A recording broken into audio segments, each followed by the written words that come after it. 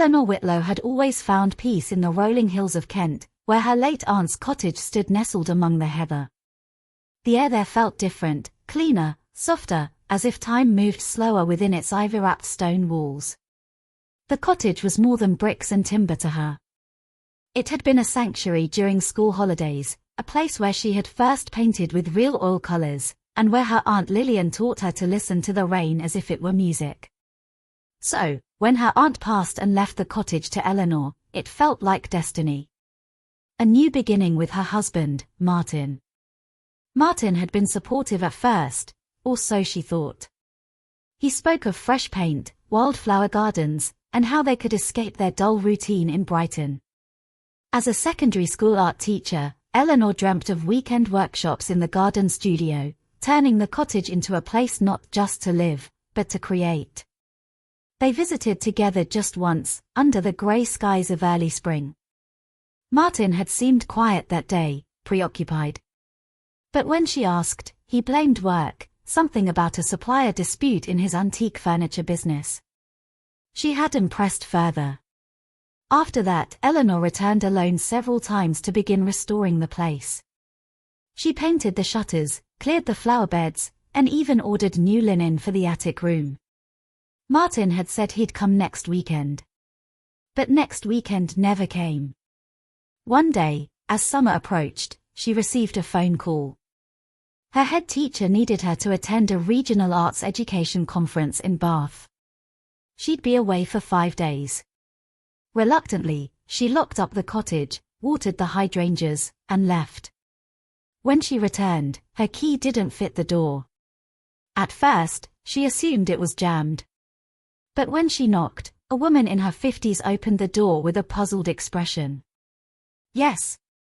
the woman asked. This is my house," Eleanor stammered. "I mean, my aunt's. I inherited it." The woman frowned. "I bought it 2 weeks ago. From Martin Whitlow. He said he was selling on behalf of his wife." For a moment, Eleanor couldn't speak. The breeze from the garden carried the scent of lavender and betrayal. She didn't cry. Not yet. She stepped back slowly, heart pounding, the gravel crunching under her boots. And that was when she noticed it, Martin's old car, parked in the far corner of the driveway, hidden behind the hedge. The betrayal wasn't just legal. It was personal. He had been here. And he had done this behind her back. She didn't scream. She didn't confront the woman. She turned, walked back down the lane, and called a name she hadn't spoken in years. "Fiona Caldwell. I need your help." Fiona Caldwell answered the call without hesitation. Years ago, she had worked alongside Eleanor's family, and their bond was built on trust. The situation sounded urgent, and Fiona promised to come to Kent immediately. When Fiona arrived at the village, Eleanor was waiting by the narrow lane that led to the cottage. The summer sun cast long shadows, but the warmth couldn't reach Eleanor's unsettled heart. They walked back to the property together. Fiona examined the paperwork the stranger had shown Eleanor. The sale deed was signed by Martin Whitlow. Eleanor's name was listed as the seller. "That's impossible," Eleanor whispered, voice cracking. "I never agreed to sell. I never signed anything." Fiona nodded gravely. "I've seen cases like this before. Forged signatures, falsified documents. Someone's trying to take your home from under your feet." Eleanor's mind raced. How long had Martin planned this? How many lies had he told? The husband she trusted, the man she built dreams with, was hiding a dangerous secret. They decided to start by searching for evidence. Fiona advised Eleanor not to confront Martin directly. "Let the law handle it. We need proof." Eleanor agreed, though her hands trembled with anger and confusion. Over the following days, Fiona contacted her colleagues in Brighton. They dug into Martin's business records and personal dealings. What they found was staggering. Martin's antique furniture shop was deeply in debt, but he had taken out loans with Eleanor's name as guarantor. More troubling was the trail of legal papers bearing Eleanor's forged signature. One document, in particular, stood out, a transfer deed for the cottage signed 6 weeks before Eleanor's trip to Bath. Eleanor's world felt like it was collapsing. Every memory, every plan shattered by Martin's deception. But Fiona's presence gave her strength. "We'll get to the bottom of this. You won't lose your home without a fight." That night, Eleanor sat by the empty fireplace, staring at a faded photograph of her and Martin on their wedding day. The smile frozen in time now felt like a cruel joke. She whispered to herself, "I will prove the truth." The following week was a blur of phone calls, meetings, and paperwork. Eleanor rarely left Fiona's side as they visited solicitors and attended appointments in Brighton. Each step uncovered more of Martin's carefully hidden deception. One chilly morning, Fiona handed Eleanor a folder thick with documents. These came from the Land Registry Office. "Look through them carefully." Eleanor sat at the kitchen table of a rented flat, flipping through the papers. She found multiple signatures that looked like hers, except none felt genuine. The loops, the pressure, the slants, they were all wrong. "Someone forged these," she said, voice trembling. "But why? Why go so far?" Fiona sighed. "It's not just about the cottage. Martin's debts run deep. By selling your inheritance without your consent, he aimed to cover his losses." The revelation stung. Eleanor felt violated on every level, her home, her trust, her very identity. But the fight wasn't over. Fiona arranged a meeting with a handwriting expert. Eleanor brought the documents, watching anxiously as the expert studied every stroke. After a tense hour, the expert confirmed their suspicions. The signatures on the sale papers were forgeries, expertly done but unmistakably fake. Eleanor felt a flicker of hope amid the storm. That evening, she confronted Martin by phone. "Why did you do this?" she demanded. There was silence, then a cold voice on the other end. "You wouldn't understand. It was necessary. Necessary to betray me." Eleanor's voice broke. "To lose everything we promised each other." Martin hung up. Eleanor wiped tears from her eyes. She wasn't alone anymore. With Fiona and the law on her side, she was ready to reclaim her life and her home. Eleanor's determination grew stronger each day. With the handwriting expert's report in hand, Fiona helped her file a formal complaint with the police fraud unit in Brighton. The case was assigned to Detective Inspector Claire Matthews, known for her sharp eye and tenacity. At the police station, Eleanor recounted every detail of Martin's deception. Detective Matthews listened carefully, taking notes and promising to investigate thoroughly. Meanwhile, Martin remained silent. No calls, no explanations. His absence only fueled Eleanor's resolve. Detective Matthews uncovered more troubling facts. Martin had been siphoning money from the business accounts and using Eleanor's identity to secure loans. The financial web was tangled and sinister. Eleanor knew this was more than just about the cottage, it was about reclaiming her life and dignity. The police gathered enough evidence to confront Martin. Under pressure, he finally agreed to meet Eleanor and her lawyer. In a quiet conference room, Martin's face was pale and drawn. Eleanor's heart pounded, but her voice was steady.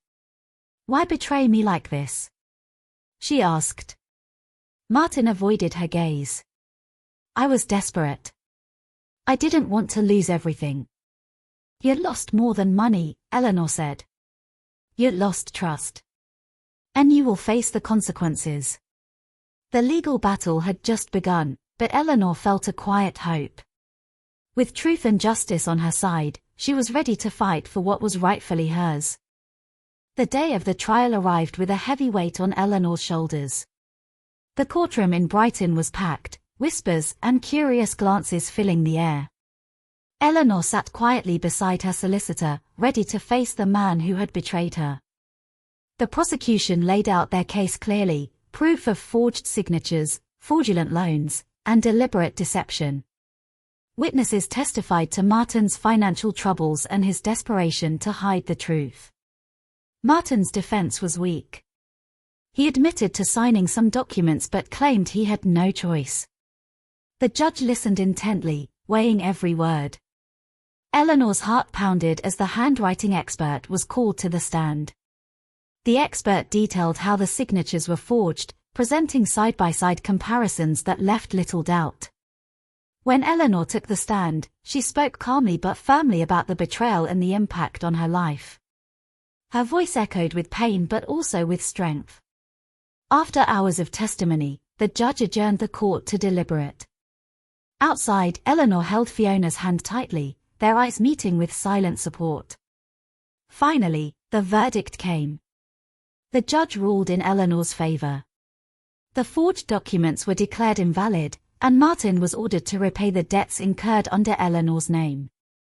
Justice had been served, but more importantly, Eleanor felt a sense of peace returning. Her home was safe, and her truth had been heard. With the court's decision behind her, Eleanor felt a weight lift from her shoulders. The road ahead was still uncertain, but for the first time in months, hope blossomed within her.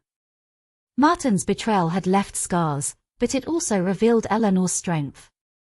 She decided to rebuild her life on her own terms. Fiona helped her find a small cottage just outside the village, a fresh start surrounded by fields and open skies. Eleanor decorated the space with memories that made her smile, a reminder of resilience and renewal. She returned to her love for painting, spending afternoons capturing the beauty of the countryside. Each brushstroke was a step forward, a healing touch on her heart. The community, once distant, now welcomed Eleanor warmly. Neighbors offered friendship and support, showing kindness that softened the past wounds. One evening, Eleanor sat on the porch, watching the sun set behind the hills. The sky was a tapestry of orange and pink, a symbol of hope and promise. She whispered softly, "This is my home now. And I will protect it." Though the past had tested her, Eleanor had found her way back, to peace, to strength, and to a new beginning. Just as Eleanor began settling into her new life, an unexpected message arrived.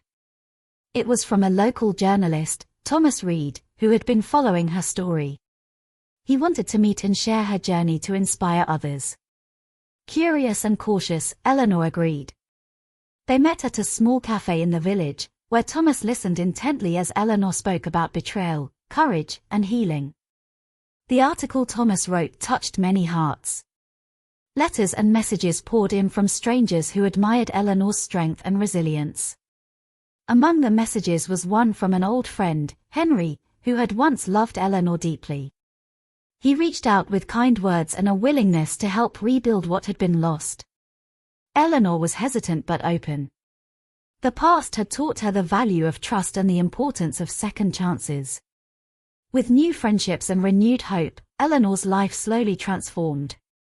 The shadows of betrayal faded, replaced by light and possibility. Her journey was far from over, but she no longer walked alone. Months passed, and Eleanor's world continued to heal and grow. With Henry's support and Thomas's friendship, she found strength she never knew she had. She organized an exhibition showcasing her paintings, a celebration of resilience and new beginnings. The event brought the community together, many moved by her story and artwork. Martin's attempts to regain control faded into the past. The court's decision stood firm, protecting Eleanor's name and property. On a bright spring morning, Eleanor stood in the garden of her cottage, sunlight warming her face. She felt a deep peace, a quiet joy. Her journey had been painful, but it had led her here, to a place of hope, trust, and freedom. With a steady breath, Eleanor smiled. The future was hers to claim.